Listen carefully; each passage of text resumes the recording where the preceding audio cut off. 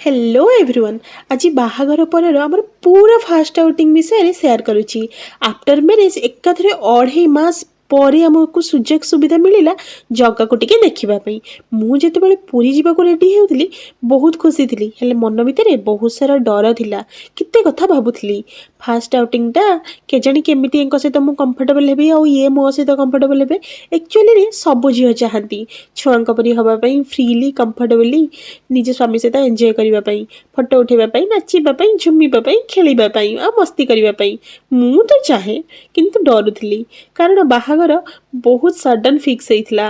यहाँ आमर थिला रूम व्यू भल लगुच ना। देन आम बाहरी जाइलु समुद्र कूल को एंजॉय करने आउ एठी टिके टिके सी मते तांको सहित आउ मु तांको मो सहित कंफर्टेबल करने चेष्टा करूँ। एठी टिके एंजॉय करला परे आमे बाहरी थिलु मंदिर को जीवाई, किंतु यही समय भितर से मो मन भितर थिबा सबु डर आ भ्रम को दूर कर देथिले।